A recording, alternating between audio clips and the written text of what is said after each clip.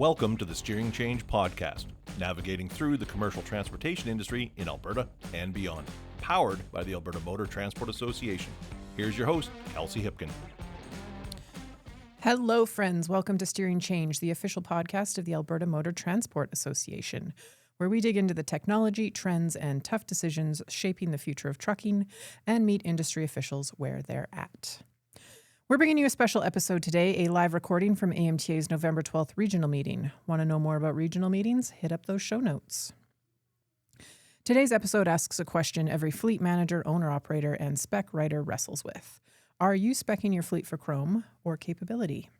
We're exploring what it really takes to spec for success in 2025 and beyond, from understanding a truck's full life cycle and real runtime requirements to navigating the rising impact of tariffs on equipment decisions. We'll also break down the newest trailer technologies, what's actually delivering ROI on the ground, and take a deep dive into the latest driveline and powertrain innovations that are reshaping efficiency, durability, and total cost of ownership. We will now throw to our panelists. We have Manni Lubana, founder and CEO of Lubana Trucking, Inc., Tamara Sanderson, President, Ross Sanderson Trucking, or RST, Anders Sorensen, Vice President of Fleet Accounts, Diamond International Trucks, Mark Taylor, Senior Manager of Transportation for Canada, Pilot Flying J, and Will Trucker, Sales and Marketing Manager with Ocean Trailer. And the podcast we're about to throw to is moderated by AMTA's own Dave Elniski. So today's panel, is going to be talking about the equipment itself. That's the focus today.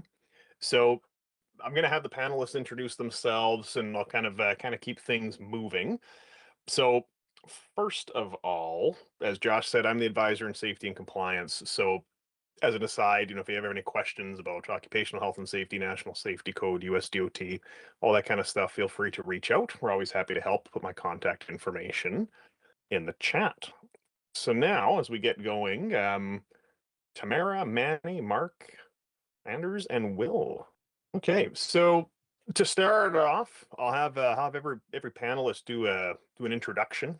Just a couple lines on your name, your title, your company, and what your organization does. So, Tamara, I'll start with you if that works. Sure. So we're RST Heavy Haul, or Ross Sanderson Trucking. We've been in the business since '99. Our focus is oversized, overweight freight across Canada. So we really focus on fostering strong relationships, providing excellent service, really knowing the freight that we're moving and how to do it, and offering expertise in this area. So we've been come to known as a good carrier that you can count on for professionalism care when it comes to your freight. Thank you very much. And I'm just going to go in the order on my screen. So next up will be Manni. Hello, I'm Manni. I'm from Lubana Trucking. We run a cross-border logistics company across North America, from lower 48 to Alaska, Mexico to Canada. And we're a very customer-oriented company, and we've been doing it for over 10 years now. And anything within North America, bounded from LTL to FTL, step decks, RGNs, or we're into flat deck majority. All right, thank you. And the next carrier, Mark. Hi, Mark Taylor with Flying J Canada Transport. We are the trucking arm of Pilot Flying J, the North America truck stop brand. We operate, I think, 850 truck stops in North America. We sell approximately 8 billion gallons of diesel fuel and 3 billion gallons of gasoline a year. We are part of a 2,000 strong truck fleet that delivers a load of fuel approximately every 20 seconds. Holy, 800 some odd Flying J pilot stops, eh? Yes, sir. No idea. Holy. I think we operate the second biggest tanker fleet in North America. I didn't know that. Okay, thank you. Will. Hey, I'm Will Tucker with Ocean Trailer. I'm the sales and marketing manager here. Been here for about 30 years. Ocean Trailer's been in business for just shy of 45, established in 1981. We're the largest rental, retail, parts and service provider in Western Canada, Western Canadian based, still family owned and operated today. All right, thank you, Will. And Anders, if you'd like to introduce yourself. I'm Anders Sorensen. I'm with the Diamond Truck Centers, the international dealership for Western Canada. We've been around as a dealership since the 80s. We cover from Saskatoon, Northern Alberta, all the way up to Langley, BC. So we cover Northern BC and the Lower Mainland as well. Yeah, we're excited to be here. I'm also the VP of Fleet Accounts for Diamond Truck Centers. Been with the company, I think we're up to 15, 16 years now. Alrighty. Okay. Well, thank you, Five. So how we'll run the panel, each question is going to be addressed to somebody specifically. And at certain points in the conversation, I'll just kind of pause and say, okay, for those last couple of questions, anybody else like to add anything? But won't go systematically through each question for everybody for this one. So first question, I'm going to go to Mark. So Mark, when you're looking at purchasing a new power unit, like what's the primary focus? Ability to get the job done, of course. I mean, regardless of cost, is there a trade-off? Like, I guess what's the most interesting and important aspect of that? The way the vehicle will perform over its lifetime. I mean, if you look at trucking, the only fixed cost you're really going to deal with is the cost of the truck. Once you've done the deal, whichever way you pay for the thing, it's a fixed cost per month. We are solely focused on the way it's going to operate and the lifetime cost of ownership of the vehicle. We want the best we can with regards to miles per gallon, maintenance intervals, and anything we can do to reduce its running costs, we can then plow back into the fleet and the drivers that operate them. Okay. And when you say like life cycle of vehicle, like what are you kind of time frames are you looking at? We typically dispose of trucks at the end of the extended warranty, which would be 4 years or 800,000 kilometers. Sometimes we'll run them into the 5th year, but it's what it costs us from the day it gets put on the road to the day it gets disposed of is where we put our focus. Okay. Hey, thank you.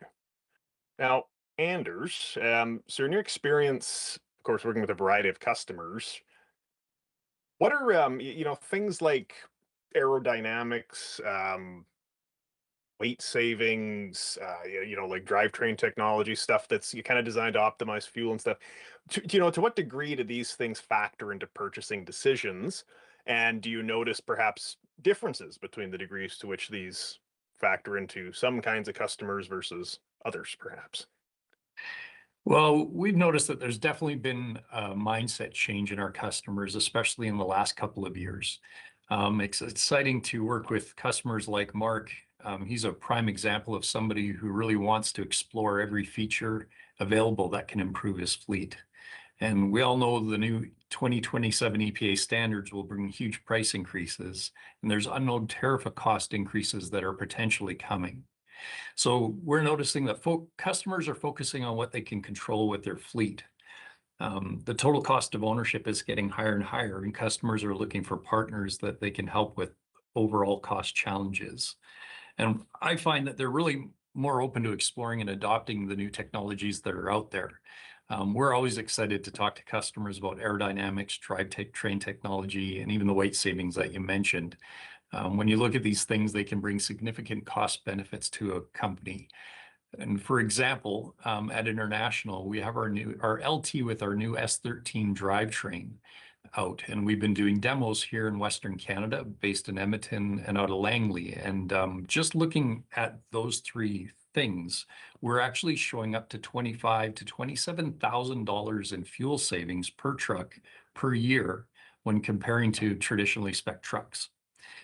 Now, we also recognize there has to be a balanced approach for the different applications. So driver comfort, ease of maintenance, and fuel economy all need to be taken into consideration for sure. But every carrier can still see some good cost savings if they look closer at their spec one way or the other. It's also important, this is where I kind of do a little sales pitch for the salesman out there, that your salesman really understands your needs, and communicating with them is super important. Oh, definitely. Okay.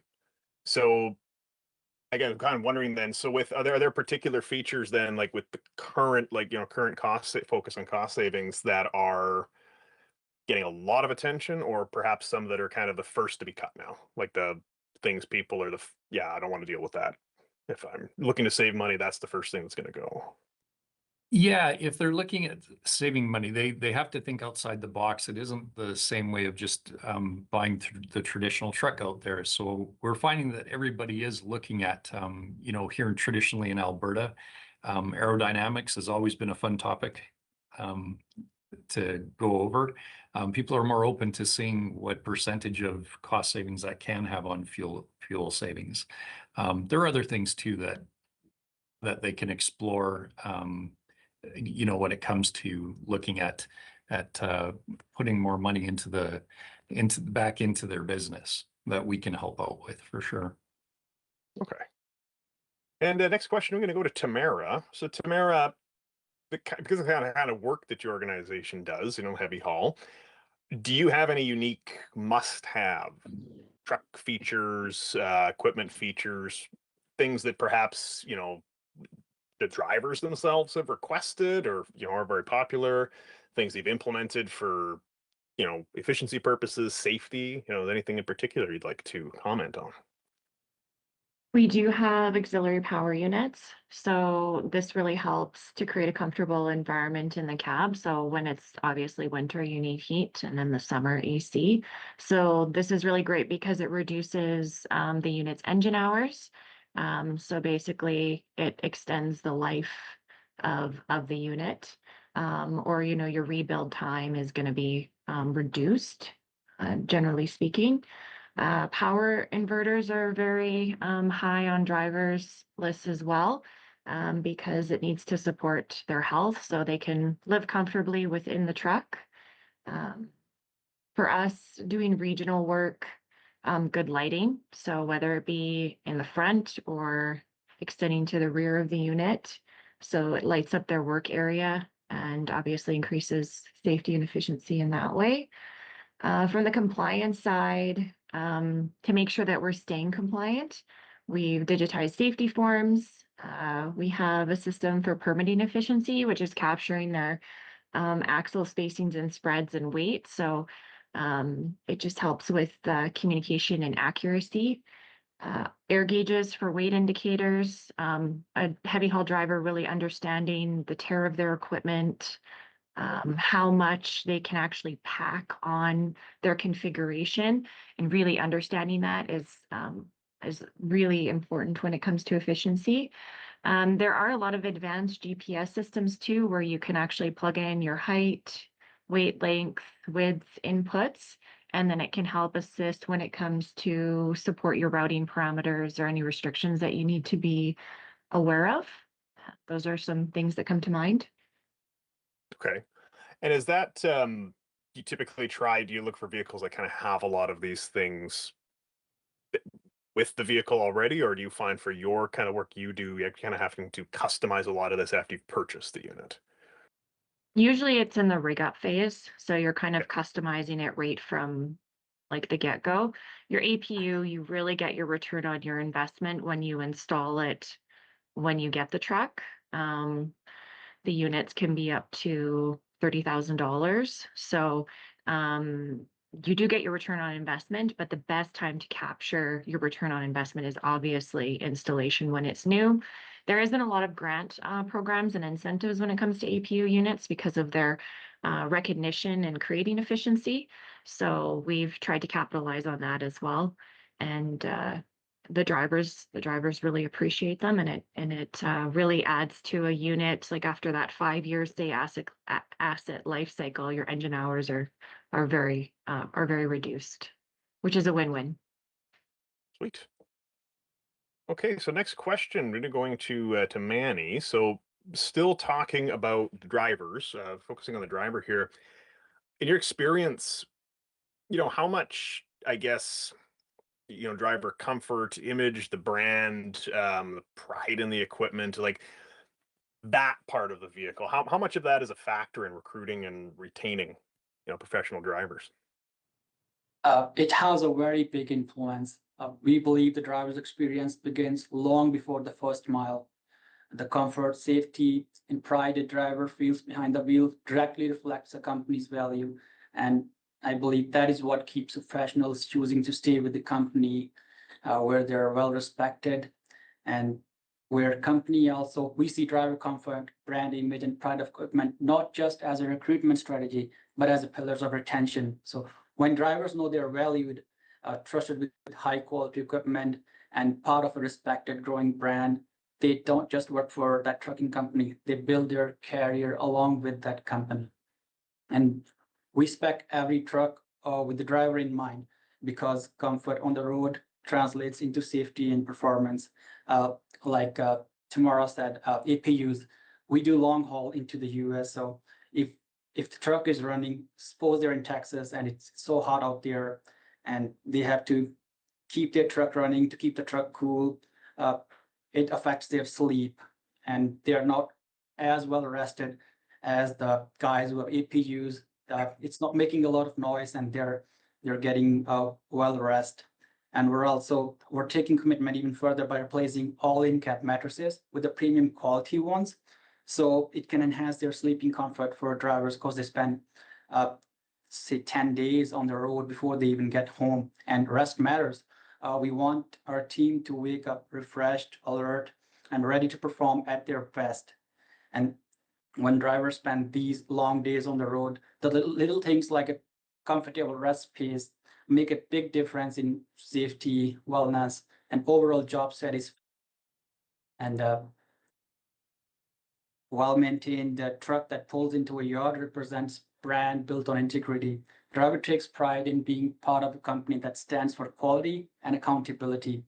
And that pride shows in how they drive, how they present themselves, and how they interact with customers.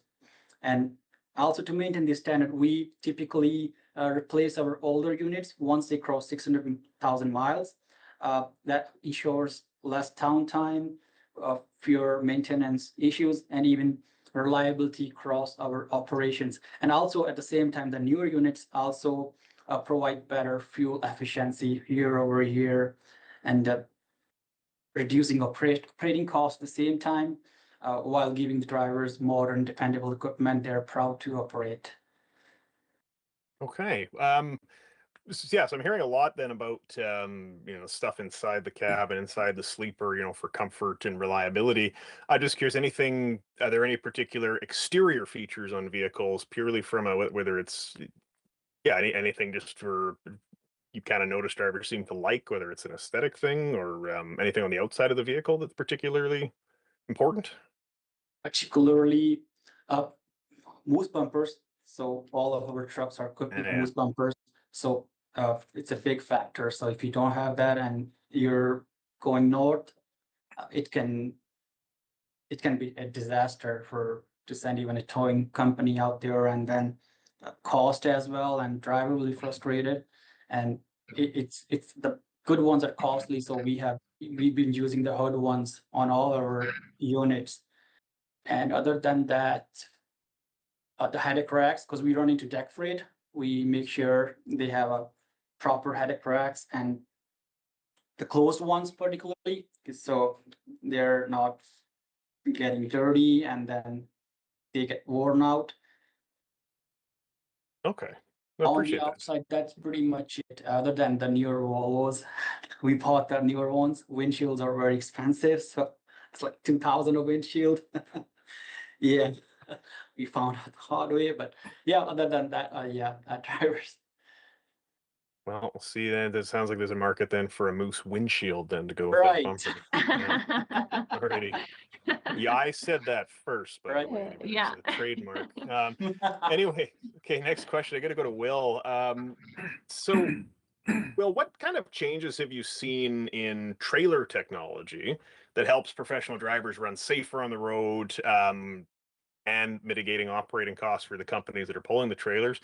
And also, even if there's features that just make some trailers nicer to tow and hook to and work with than others. So I've been doing this long enough that ABS wasn't a thing yet. when I was still wrenching on trailers. But now from ABS, we've got roll stability in place to make things safer when they're going on the road. So if the trailer feels any yaw left to right, it can apply brakes on one side of the road, other side of the vehicle to bring it back into time so it's not going to roll. Tire inflation has now become more standard on most trailers, and we're encouraging more operation with it. It reduces downtime for the driver. They get longer tire life. Operationally, we get better fuel economy.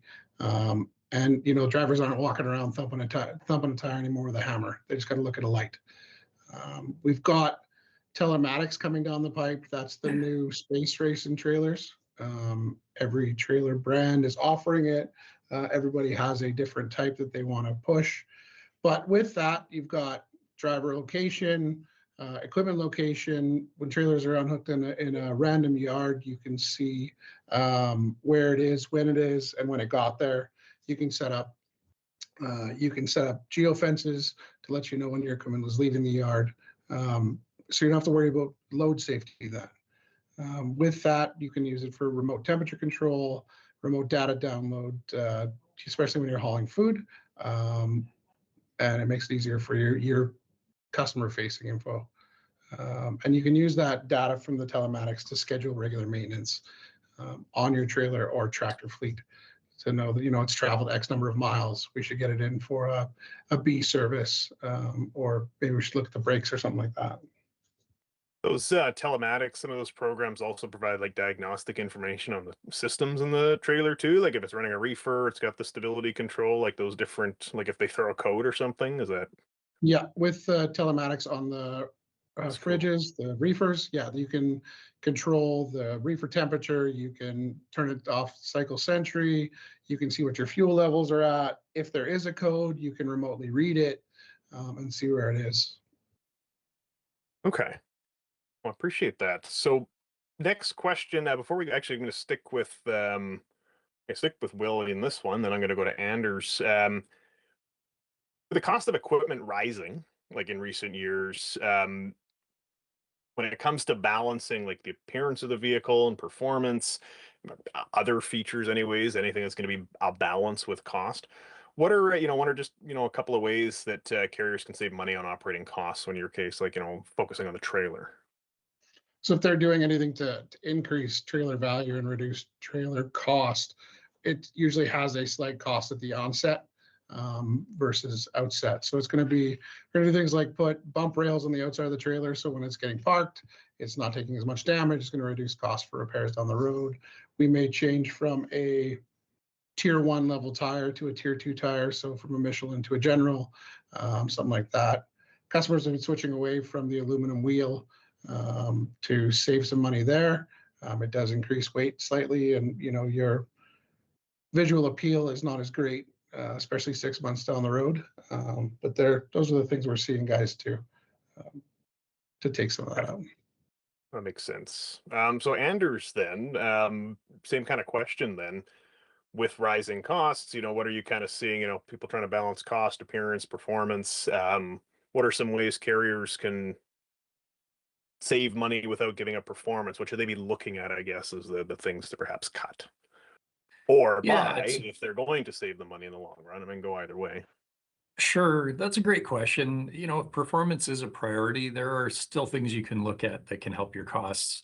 And a lot of fleets already kind of are exploring these already, but using the data you have and that you can pull out of the telematics devices that are on all the trucks can really help with cost savings. We use this with our full service lease customers all the time with our reporting back to them quarterly.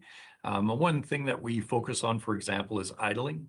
As we all know, reducing idle time is huge, and it's surprising to some fleets how much idle time there is on their trucks. So with the reporting, we're able to identify the drivers who over idle. We get them to be part of the solution with driver incentives. And we also use the idle technologies like Tamara had mentioned, the APUs. At International, we do have APUs integrated from the factory. And a lot of my fleets that I work with have them now. And yeah, for sure, there's fuel savings. and savings on wear and tear on the trucks, as Tamara pointed out. But we found it also helps with a couple other things like your fuel not gelling. And we've had some cases over the cold winters here in Alberta where it's helped our batteries not freezing and saved us some costs there. We know batteries are expensive as well. So that's one thing. The other thing is we do encourage our customers at the onset of purchasing trucks that they look at service contracts and maintenance bundles when they're adding to their fleet. Basically, it's locking in today's maintenance costs for the time of the service contract. You don't have to worry about the parts and labor maintenance increases that you would see over time. And there's lots of options available with all the OEMs. So is that kind of like an ongoing service then? So like, I mean, so like the vehicles have telematics, obviously generating a lot of data. Is that something that then you as the dealer is then assisting with potentially, if an organization wants it, with actually then interpreting and using that data?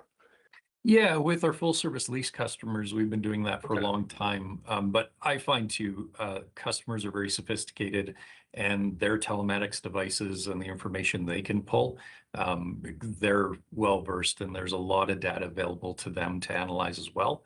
I'm sure every one of the OEMs would love to work with them to analyze it too. But yeah, it's one thing to look at for sure. Okay. So before we move on to the next question, we've kind of talked about we've talked about different speccing, return on investment, costs, features for appearance, cost concerns, how to save money. Before I just move on to the next question, would any of the panelists just like to, do they have anything in particular they want to share? It's kind of like before I move on. All righty, hearing none, I'm going to go. Well, Will, what modifications are you seeing clients make on trailer equipment, or request or things like that? I mean, we've kind of talked about things to save money, but is there any trends you're seeing in terms of trying to maximize a trailer's capability, whether it's weight saving features, aerodynamics, any of that? We're all going to side skirts now. That's a standard under anything for fuel economy and requirements to run south. But there are some new like future tech stuff coming out that we're going to start seeing guys install, like ITEBs or EBS versus ABS, which is electronic braking systems now coming on trailers. It's going to be drive-by-wire to make it safer and more future-proof. Freightliner and forgive me, another one of the truck manufacturers has now standard CAN bus harnesses on their tractors. Trailers are going to be going down that path as well, to speed the braking process and to terrify all existing older mechanics who are used to working with straight airlines. There are lots of stuff we've gone through.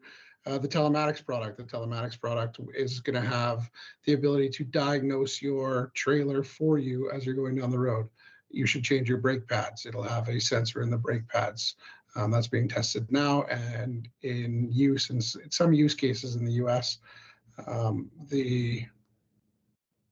Hang on one second here. There's lots of future stuff coming. We're right in the middle of it.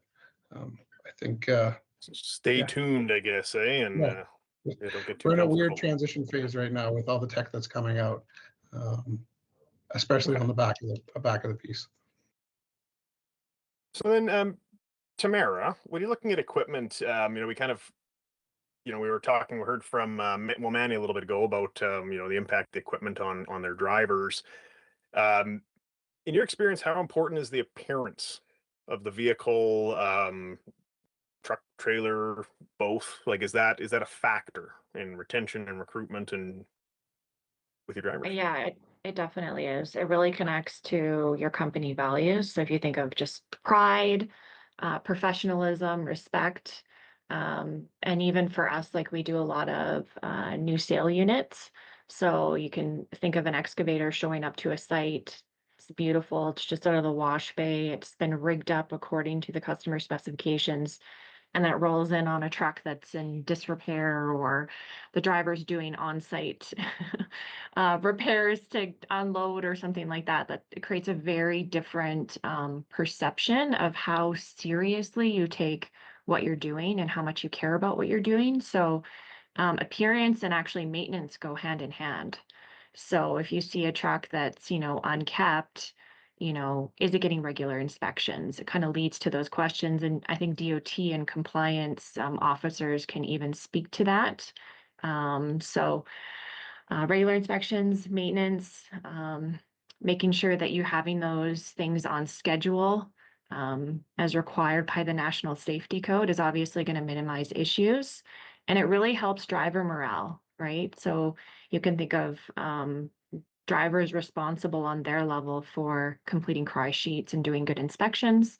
They're not mechanics, but those are within their responsibility. So if they're writing up the cry sheets, their unit's getting repaired when they're going in, all of this is going to make sure that your asset is going to show up on site. It's going to be clean, it's going to be efficient, it's going to look sharp, and it's going to affect the driver attitude. So we want to encourage drivers to have a sense of kind of ownership, kind of that owner-operator mentality.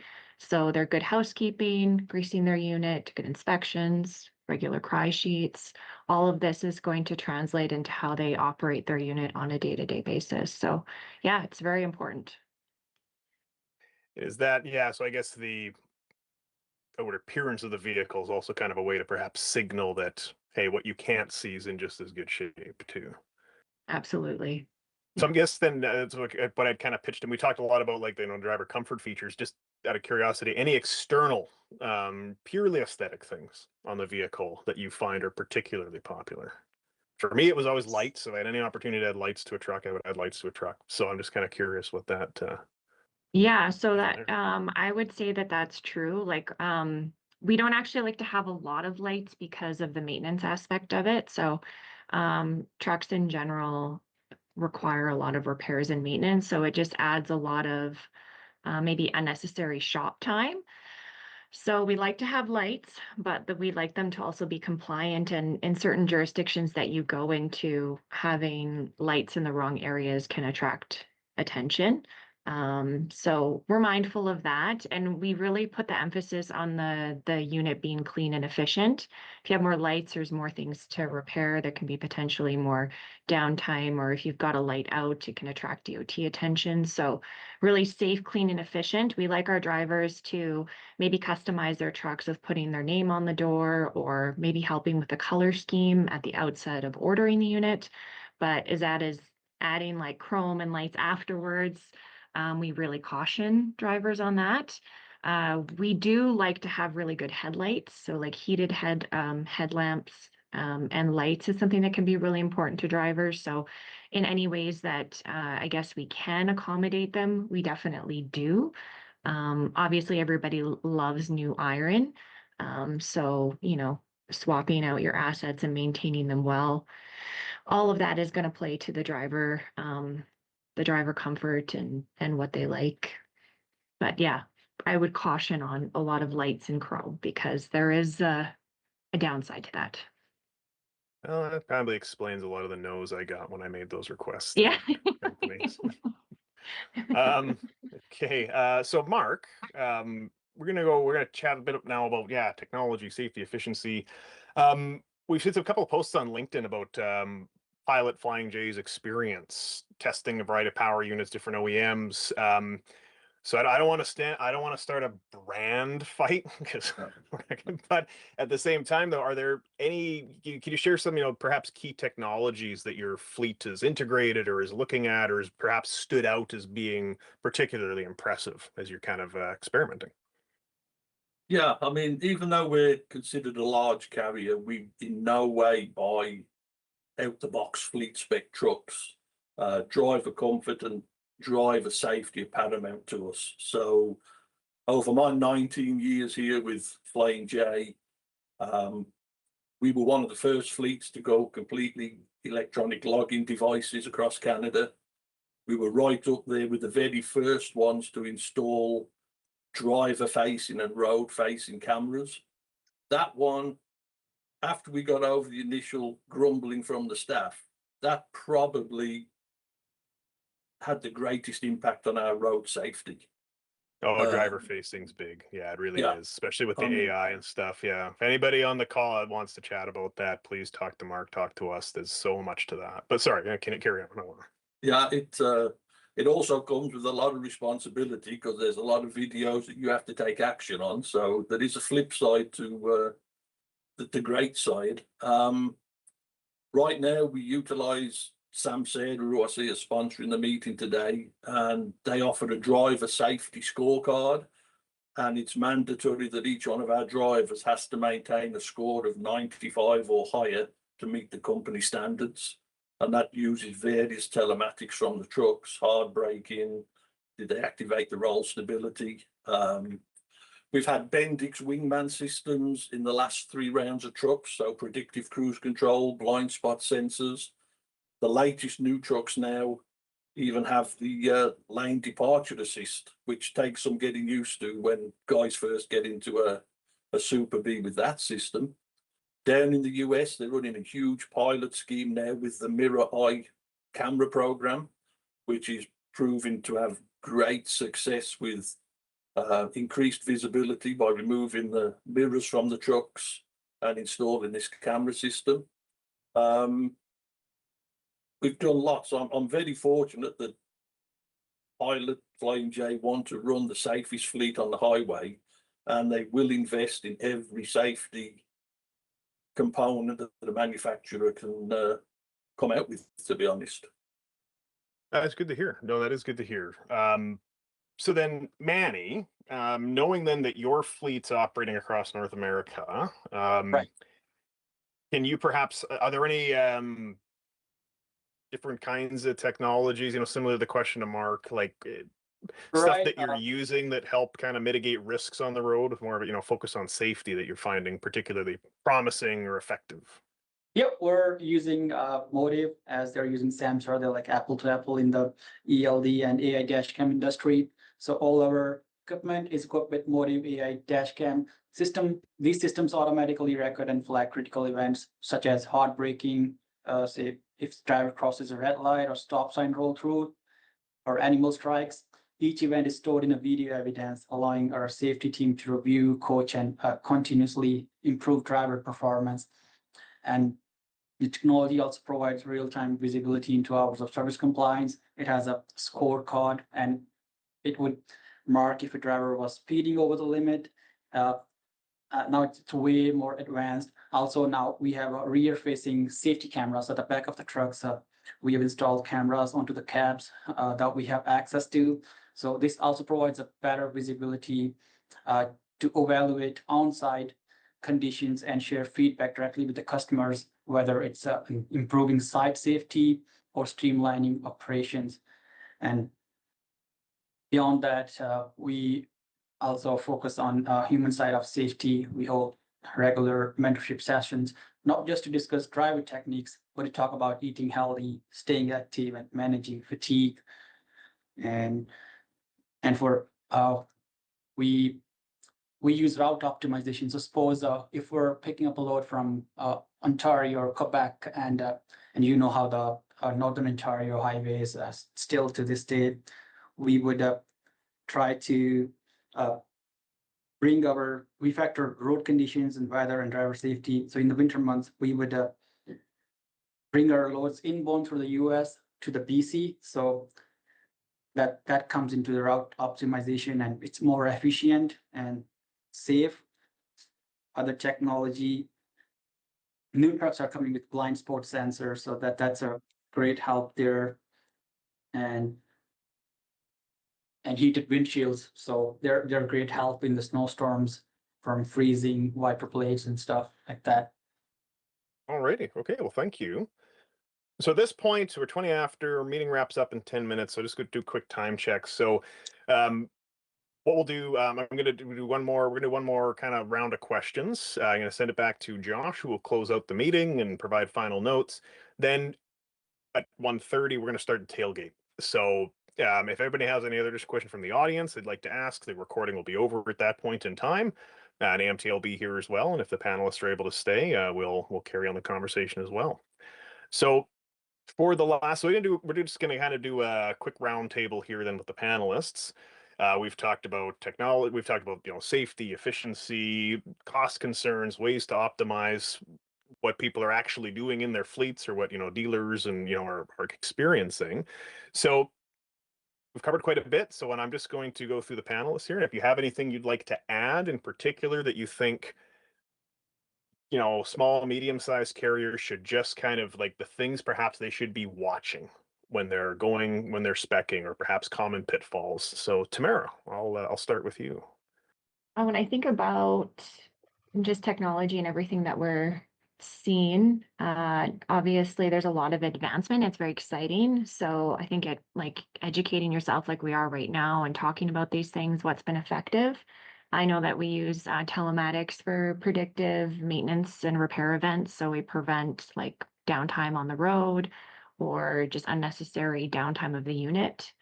There's a lot of challenges that we face when you're hauling permitted load. So obviously, any of the technology or data-driven information that you can find to help you prevent trip interruption, whether it be due to construction or weather, all of this is helping create efficiency. So just looking for efficiencies in any areas. We've got programs for tires. Really reduces our costs. Tire inflation systems has been very effective for us. Regular inspections, again, has been very effective for us. All of this helps increase efficiency. And we are really looking to technology and seeing what works to get a greater return on investment, make our units last longer, increase driver comfort, add to our professionalism, anything that can help us to achieve any of these things. Great. Thank you very much. Anders, any closing remarks? Yeah, I guess I just, as a sales guy, I come from my perspective, and I just encourage everybody to really look at and learn what is out there with the technology from your sales guys at each OEM. We're all working hard here with new stuff coming out all the time, and this next little wave of with the next standards and everything is we're all doing it a little bit differently.